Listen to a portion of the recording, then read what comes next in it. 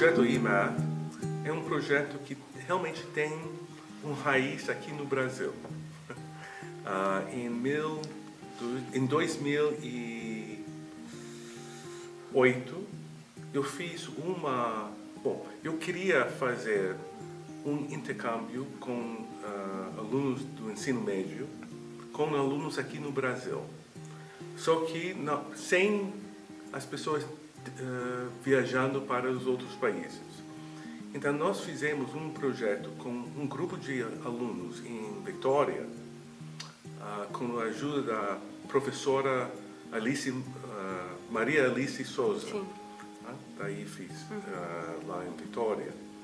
E nós queremos que esses alunos fizeram equipes para resolver problemas abertos. Esses problemas eram problemas matemáticos, mas cujos resultados podem ser chegados em várias maneiras. Então, nós usamos o que nós chamamos ITV,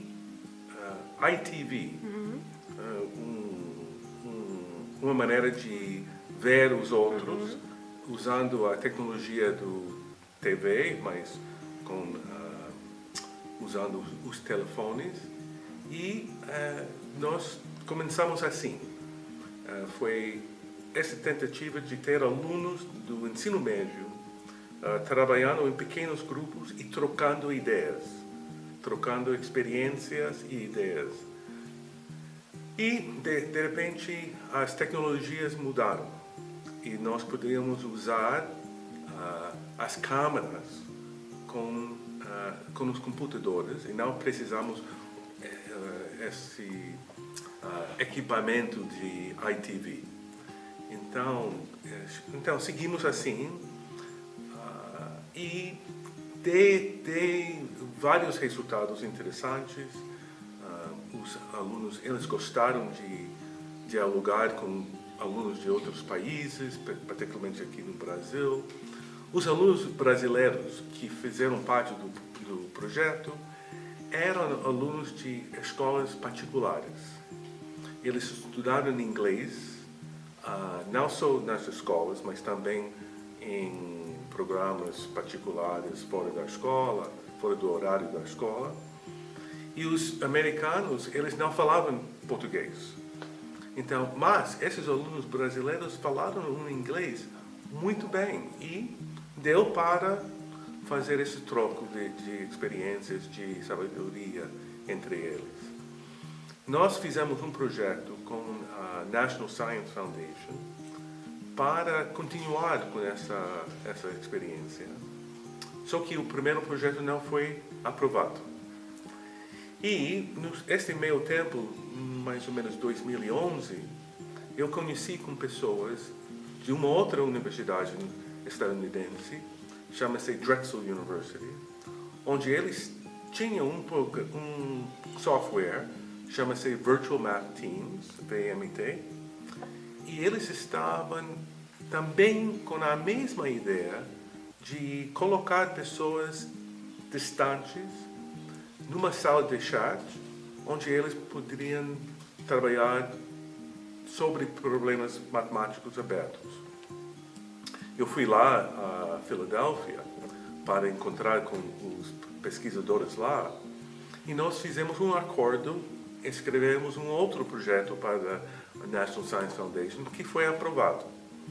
Então, o IMEA teve essa raiz no Brasil e em 2011 ele virou um projeto para não só o ensino médio, mas também Fundamental 2. Então, o que nós fizemos?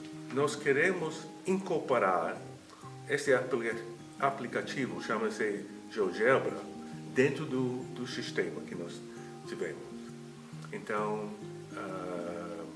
contratamos pessoas que poderiam fazer a programação e o GeoGebra entrou no sistema do VMT.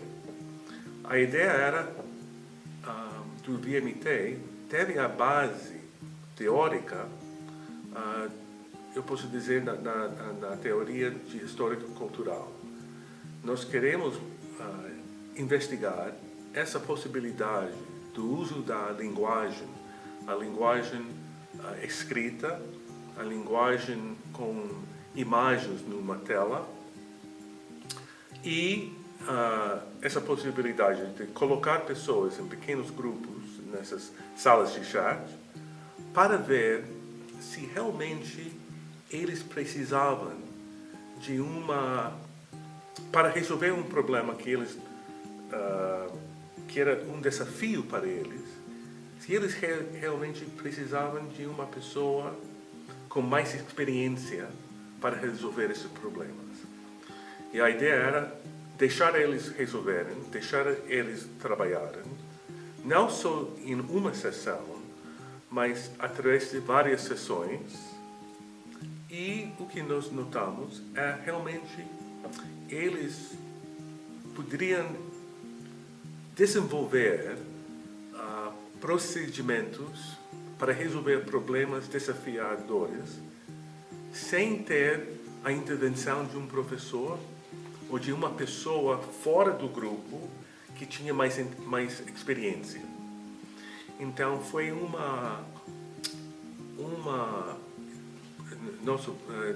segundo o nosso olhar, uma contribuição para a teoria de Vygotsky do zona proximal de aprendizagem. Nós chamamos de desenvolvimento proximal. Onde ele vai dizer que as pessoas aprendem trocando ideias, discutindo, usando a linguagem, mas que precisam uma pessoa fora que tem mais experiência. E nós notamos realmente eles podem desenvolver resoluções para esses problemas sem ter essa expert que vai ajudar eles a entender como resolver o problema. Então, o eMath, nós temos várias publicações que mostram as maneiras em que os elementos do grupo colaboram e como é que eles usam os elementos no sistema, a janela do chat e também a janela onde eles têm os recursos do GeoGebra, como é que eles usam esses recursos para interagirem e criar esses novos conhecimentos deles. Nós depois pegamos o sistema e trabalhamos com professores do ensino fundamental 2 e professores do ensino médio, para deixar eles aprenderem como usar o sistema e desenvolver os seus entendimentos da geometria dinâmica, porque a geometria dinâmica tem alguns elementos diferentes do que a geometria euclidiana que eles aprendem na escola. E nós montamos um curso para esses professores, várias turmas de professores já fizeram o curso, e também nós ajudamos eles a implementar as tarefas que nós desenvolvimos com os seus alunos usando o sistema VMT. E eu acho que isso é a história do eMath.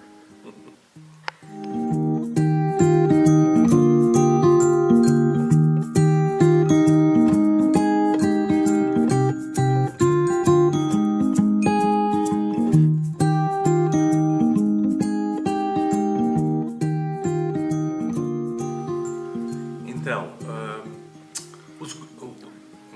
as tecnologias que fornecem a possibilidade de pessoas colaborarem são tecnologias normais.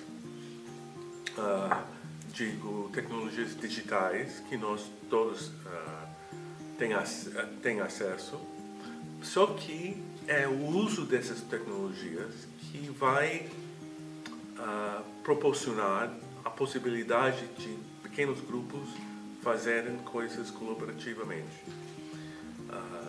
As tarefas que oferecemos ou convidamos eles para trabalharem são tarefas que têm características de serem tarefas que não podem ser exercícios. Tem que ser tarefas que são abertas e proporcionam a possibilidade de ter várias maneiras de resolver. Então, o uso de tecnologias para estimular a colaboração precisa ter a possibilidade de pessoas se comunicarem, síncronas ou assíncronas, e também que oferecem ferramentas para eles mostrarem as suas ideias, interagem nessas ideias com a visualização de objetos matemáticos que podem ser estudados com a ideia de entender quais são as relações que existem entre esses objetos e deixam eles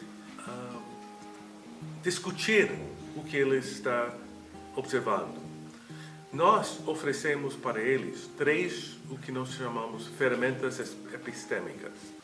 São questões que esses grupos têm que responder. A primeira pergunta é, eles discutem quais são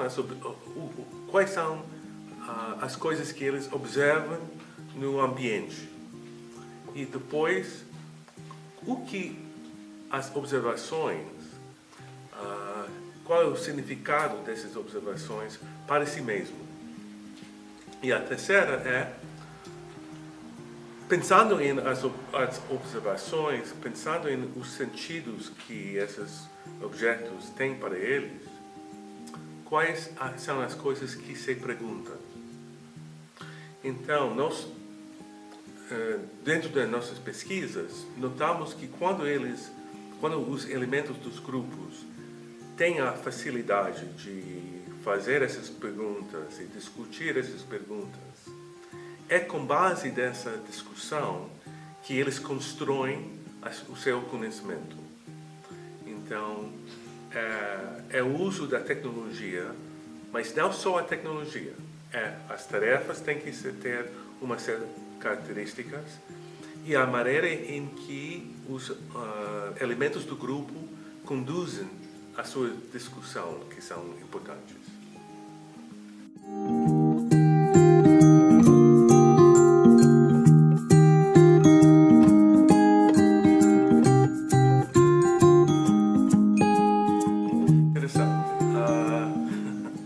Bom, eu não vou falar sobre a história da etnomatemática. Eu acho que, particularmente aqui no Brasil, as pessoas conhecem que a etnomatemática é um produto brasileiro de conhecimento.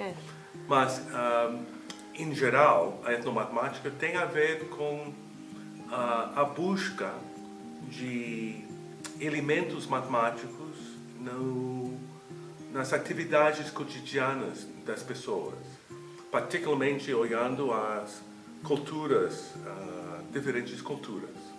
Essas culturas podem ser culturas de pessoas de uma faixa de idade, pode ser culturas étnicas ou de regiões de outros países, mas a etnomatemática é um programa para entender de onde é que o pensamento matemático existe em essas atividades culturais cotidianas. E a ideia é que tem várias ideias aqui. Uma ideia é ajudar pessoas de uma cultura a ter um orgulho da sua cultura, em comparação às culturas acadêmicas europeias. Entender que dentro da sua cultura tem coisas que realmente são as maneiras criados pelos povos para resolver problemas, e essas maneiras de resolver problemas têm uma semelhança à matemática acadêmica.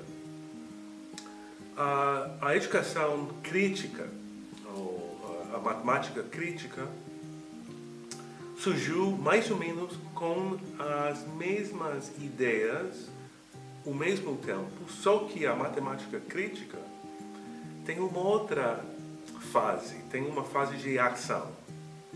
Então, a matemática crítica está preocupado com o uso da matemática, seja a etnomatemática ou a matemática acadêmica, para entender, dentro de uma sociedade, dentro de uma cultura, quais são as tensões de poder e como é que essas tensões de poder podem ser entendidas e como é que pessoas dentro de uma sociedade que são não pessoas da classe dominante podem usar a matemática para ajudar eles em as suas lutas, as suas resistências em frente das coisas oprimidas da sociedade. Então, a matemática crítica tem essa ideia de realmente ajudar pessoas, grupos, dentro de uma sociedade, de usar a ciência, a matemática, para resolver problemas, mas problemas que têm a ver com essas tensões de poderes dentro da sociedade.